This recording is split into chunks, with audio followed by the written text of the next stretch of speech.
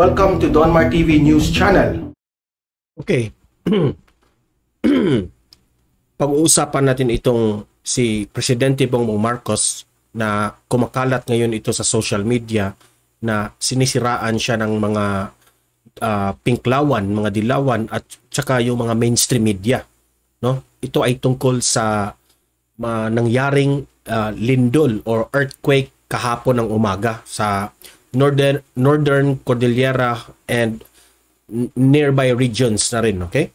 So, siniraan siya tungkol dito kasi nagpa-presscon itong si Presidente Bongbong Marcos, no? Kumakalat na naman yung hashtag trending na nasaan ang Pangulo, no? Kung matatandaan natin sa nangyari noon kina former President Duterte at itong si Leni Robredo, di ba? Nagpaunahan sila kung sino ang nakipag-unahan itong si Leni Robredo, kung sino yung mas nauna sa nasalanta ng bagyo noon. So, hinashtag ng nasaan ang Pangulo. Ayan, kumakalat na naman yan ngayon, yung hashtag nasaan ang Pangulo. Dahil nga ito sa earthquake, no? Sa presscon na chinap-chap ng mga mainstream media yung sinabi ni Presidente Bongbong Marcos. Yan ang pag-uusapan natin, okay? Pero bago natin yan ipapatuloy itong ating topic ngayon, no?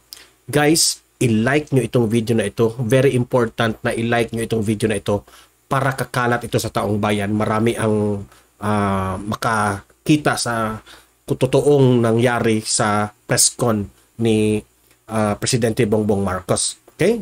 Like itong video na ito. Ready? Sa YouTube, ha? I-like natin. 1, 2, 3, go! Okay? Naka-like na lahat.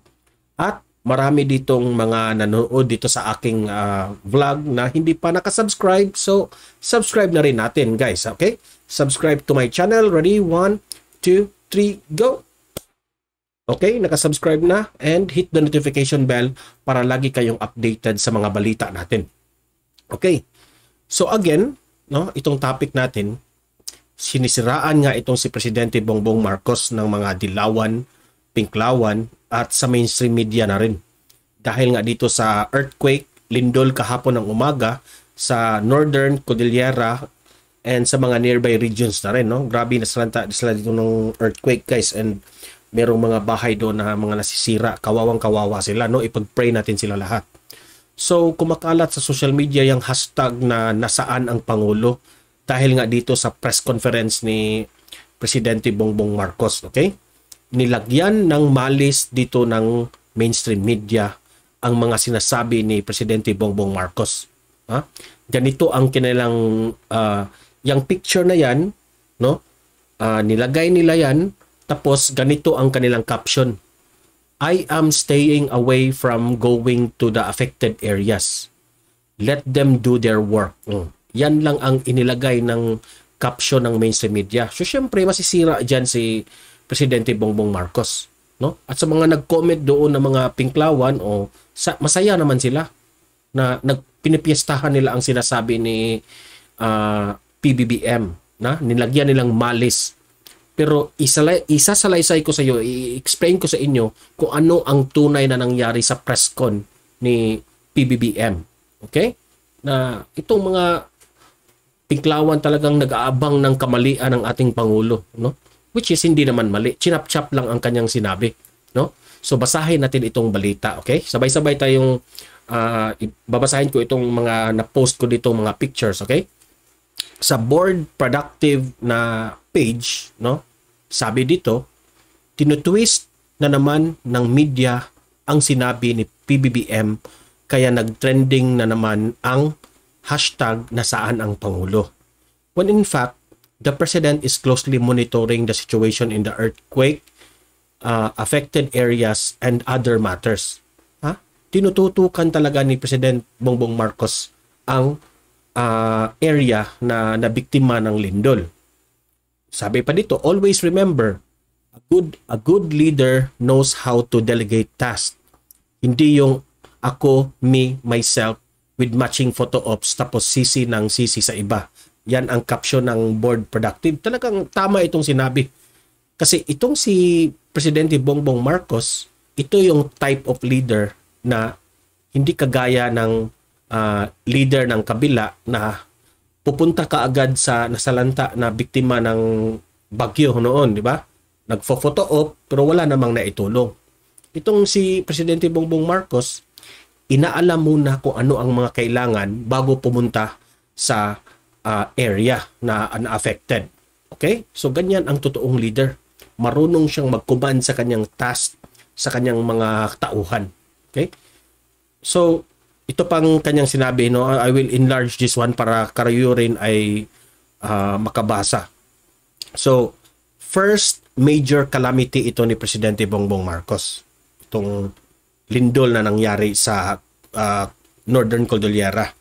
So, inanunsyo ni Pangulong Bongbong Marcos nitong Miyerkules, July 27, that means kahapon, na hindi muna siya pupunta sa mga apektadong ng lindol upang magawa ng mga lokal na opisyal ang kanilang mga trabaho.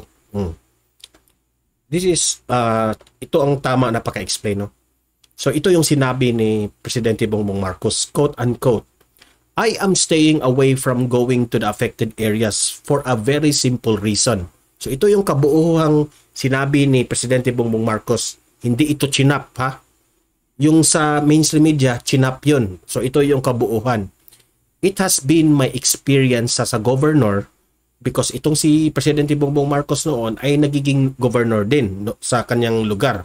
It has been my experience in Yolanda that when the national officers come to the affected areas, ginugulo lang namin ang trabaho ng mga lokal. So, experience niya yan during Yolanda. Remember, Marojas sa Yolanda? Kapag pumunta yung mga tumutulong, syempre, naguguluhan yung mga local government yun, mga local officials. Kasi, syempre, kapag pumunta ang Pangulo doon, sasalubungin niya ng mga police at mga local officials. So, mahihinto yung mga trabaho nila doon. Di ba? Especially na emergency ito. So, quote-unquote, papunta ako doon, maghahanap pa ako ng mga police para mag-secure. Kailangan akong i-meet ng mga local officials. Marami silang ginagawa. Tama nga naman, di ba? So, I said, let them do their work. Ito yung chinap kaagad, ha? Ito yung chinap ng mainstream media.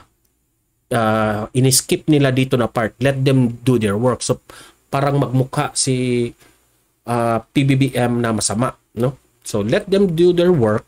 Let us wait for them to tell us what the true situation is. So maghintay si PBBM kung ano yung mga kailangan, no, through the communications of the mayor and the local officials there, so that they can help kung ano yung mga importanteng bagay talagang dadalhin doon. So this is very bright and brilliant idea.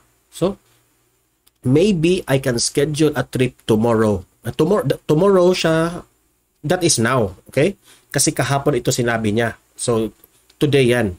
So, siguro, pupunta si PBBM ngayon, so, as soon as possible. So, alam niya, kasi siya, pupunta siya ngayon doon, so alam na niya kung ano yung kanyang gagawin. Kasi naka-communicate na ito sa mga local officials doon, di ba? So, ganyan ang tama. Hindi yung may disaster, pupunta ka agad kasi nagpapahiro, nagpapabida. Ganyan si Leni Robredo noon, di ba? As far as we can remember. Sa mainstream media, ganito ang ginawa. Linagay yung mukha ni Presidente Bongbong Marcos sa presscon. Quote-unquote, ito yung sinabi ni PBBM. I am staying away from going to the affected areas. Let them do their work. Nagiging masama yung sinabi ng ating Pangulo kasi chinap-chap yung kanyang mga sinabi. Di ba? To prove that hindi ito, to prove na mali yung mga sinasabi ng mga mainstream media at yung mga pinklawan dyan, ito yung tunay na video. Okay, ipapakita ko sa inyo, ipaparinig ko sa inyo. Wait muna. Ayan, play natin. The Secretary of DSWD, Secretary Erwin Tulfo, is not here with us because he's already there. He left earlier He left soon after the earthquake. Again, we are awaiting his report. I am staying away